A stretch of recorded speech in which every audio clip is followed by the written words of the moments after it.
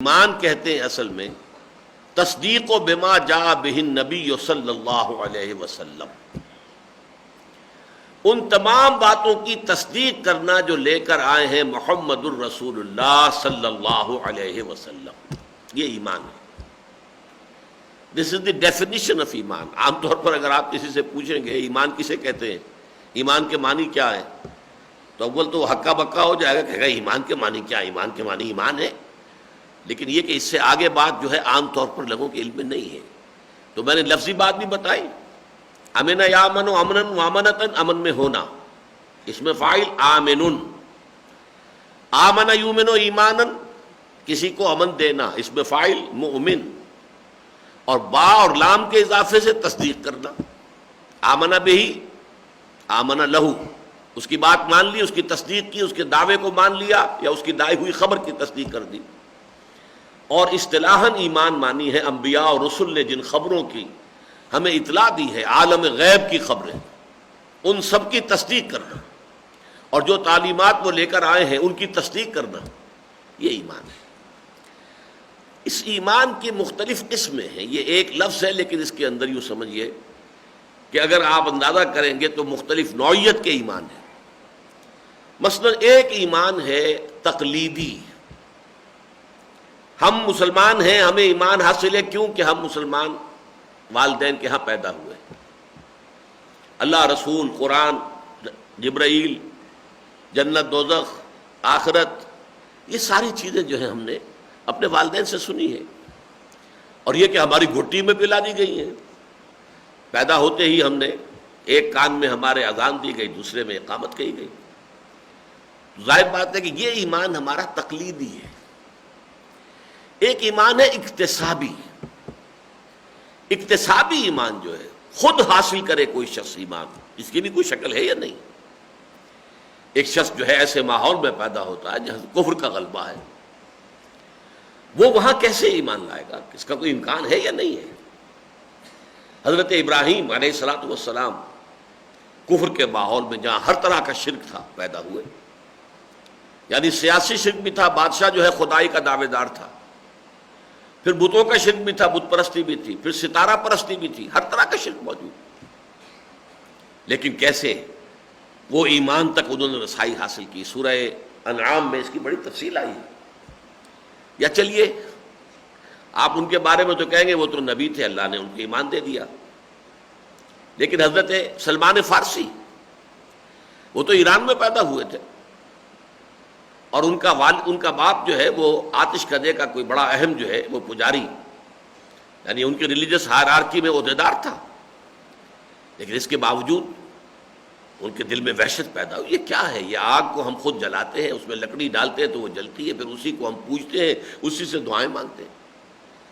اب اس کی بنا پر گھر سے نکالے گئے، جیسے حضرت ابراہیم کو ان کے والد نے نکال دیا تھا، باپ نے انہیں بھی نکال دیا، جیسے حضرت ابراہیم نے عراق سے ہجرت کی تھی اور شام چلے گئے تھے، یہ اب ایران سے نکلے ہیں اور شام پہنچ گئے، اور وہاں جا کر انہوں نے عیسائیت کا مذہب اختیار کیا، کیونکہ اس وقت اسلام عیسائیت ہی تھی۔ حضور کی آمد تک اور بعثت تک جو رسالت کا کس کا دور تھا؟ حضرت مسیح علیہ السلام کا، لہذا اس وقت کا اسلام جو ہے وہ عیسائیت تھی، نصرانیت تھی، اور انہوں نے، اور اس کے بعد بھی اگرچہ ان کے دل کو تسلی نہیں ہوئی، تشفی نہیں ہوئی، تو جب وہ راہب فوت ہو رہا تھا تو انہوں نے پوچھا کہ اب میں تمہارے بعد کہاں جاؤں گا؟ تو انہوں نے کہا آخری نبی کے ظہور کا وقت قریب ہے، تم ٹرائی یور لک، جاؤ جنوب کی طرف، کھجوروں کی سرزمین میں آخری نبوت کا ظہور ہونے والا ہے، میرا علم مجھے یہ بتاتا ہے۔ بڑا عالم شخص تھا۔ اب وہ عرب کی طرف چلے، قافلے پر ڈاکوؤں نے حملہ کیا، لوٹ لیا، ان کو گرفتار کیا، غلام بنا کر بیچ دیا، لیکن خریدا کس نے؟ ایک یہودی نے جو مدینے کا رہنے والا تھا۔ گویا مدینے پہنچ گئے لیکن آئے ہیں غلامی کی حالت میں، زنجیر پڑی ہوئی ہے۔ اب خبریں تو سن رہے ہیں کہ کسی نے مکے میں اعلان کیا ہے نبوت کا، لیکن ظاہر بات ہے ان کے پاؤں میں تو غلامی کی زنجیر ہے، یہ تو اب مکے تو نہیں جا سکتے۔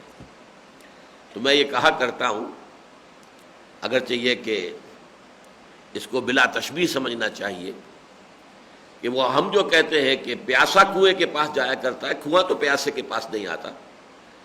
حضرت سلمان فارسی کے ضمن میں کہہ سکتا ہوں کہ کنواں چل کر پیاسے کے باز آیا ہے. یہ تو مدینے کے اندر جو ہے محصور ہے، یوں سمجھیے وہاں اسیر ہیں، غلام ہیں. حضور مدینے تشریف لائے ہجرت فرما کر، تو گویا کہ کنواں چل کر پیاسے کے پاس آ گیا.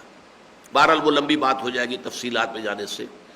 یہ جو سلیم الفطرت انسان ہوتے ہیں، یہ کفر کے گھٹا ٹوپ اندھیروں میں رہنے کے باوجود کیسے وہ ایمان تک رسائی حاصل کرتے ہیں، یہ ہے اصل موضوع ان آیات کا. یہ اکتسابی ایمان، یہ اکتسابی ایمان ہے در حقیقت جنہیں ہم کہتے ہیں صدیقین کا ایمان. یہ جو سورہ فاتحہ میں آیا ہے کہ ایک لوگ ہیں منعم علیہم اہدنا الصراط المستقیم صراط الذین انعمت علیہم غیر المغضوب علیہم ولا الضالین. تو یہ منعم علیہم کون لوگ ہیں؟ سورہ نساء میں فرمایا گیا اولئک مع الذین انعم اللہ علیہم من النبیین والصدیقین والشہداء والصالحین. یہ 4 مرتبے ہیں انسانوں کے، سب سے اوپر انبیاء، پھر صدیقین، پھر شہداء، پھر عام صالحین اہل ایمان. تو جو دوسرا درجہ ہے صدیقیت کا، اس کے ایمان کی تفصیل ہے جو ان آیات میں آ رہی ہے. جو در حقیقت اپنی فطرت سلیمہ اور عقل سلیم کی رہنمائی میں خود ایمان تک پہنچ جاتے ہیں، اور جب نبی کی دعوت ان کے کان میں آتی ہے تو انہیں اپنے دل کی بات محسوس ہوتی ہے کہ دیکھنا تقریر کی لذت کے جو اس نے کہا، میں نے یہ جانا کہ گویا یہی میرے دل میں تھا، لہذا فوراً تصدیق کرتے ہیں. جیسے کہ حضرت ابو بکر کے بارے میں حضور نے فرمایا کہ میں نے جس کے سامنے بھی ایمان کی دعوت رکھی اس نے ذرا سا توقف تو ضرور کیا، کم کیا زیادہ کیا، سوائے ابو بکر کے کہ اس نے ایک لحظے کا توقف کیے بغیر میری تصدیق کر دی. کیسے کر دی؟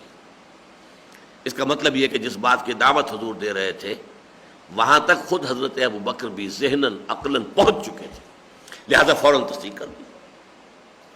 یہ ایمان جو صدیقین کا ایمان ہے، یہ ایمان جو اکتسابی ایمان ہے. اور یہ نوٹ کر لیجئے کہ اس مکے کے معاشرے میں صرف ابو بکر واحد مثال نہیں ہے. حضرت عمر کو جو ایمان نصیب ہوا، آپ کو معلوم ہے کہ ان کی ہمشیرہ فاطمہ بنت خطاب، ان کے ذریعے سے ان کے شوہر سعید ابن زید رضی اللہ تعالی عنہما، ان کے جو والد تھے زید بن عمرو بن نفیل، یہ بھی اس قسم کے لوگوں میں سے تھے کہ کفر کے اور شرک کے بدترین گھٹاٹوپ اندھیروں میں رہنے کے باوجود موحد کامل تھے.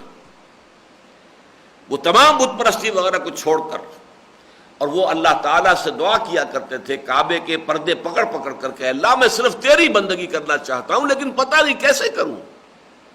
یہ کیسے بندگی کروں یہ صرف نبی کے ذریعے سے معلوم ہوتا ہے. اگر کہیں وہ ان کی زندگی وفا کرتی حضور صلی اللہ علیہ وسلم کی بعثت تک، تو آپ کا کیا خیال ہے، کیا وہ ابو بکر صدیق ہی کی طرح رضی اللہ تعالی عنہ ایمان نہ لے آتے فوراً؟ انہیں تو ایسے محسوس ہوتا جیسے کہ پیاسے کو پانی مل گیا ہے، کہ میں اس کی طلب میں تھا، میں اس کی تلاش میں تھا. وہ تو گویا کہ میرے لیے تو وہ اللہ تعالیٰ کی طرف سے نعمت مترقبہ ہو گئی. تو وہ اس میں پھر پوچھتا نہیں ہے، دلیلیں نہیں مانگتا ہے، کوئی معجزہ طلب نہیں کرتا ہے، فوراً ایمان لاتا ہے، اس لیے کہ وہ اس کے اپنے دل کی آواز ہے. یہ جو اکتسابی ایمان ہے، اور ایمان کے ضمن میں ایک اور بنیادی بات نوٹ کر لیں، پھر ہم آیات کا مطالعہ شروع کریں گے کہ ایمانیات میں اگرچہ ہم 3 حصوں میں اسے تقسیم کرتے ہیں، ایمانیات ثلاثہ: ایمان باللہ یا توحید، ایمان بالآخرہ یا معاد، ایمان بالرسالت. رسالت میں پھر انبیاء، رسل، کتب، یہ ساری چیزیں آ جائیں گی.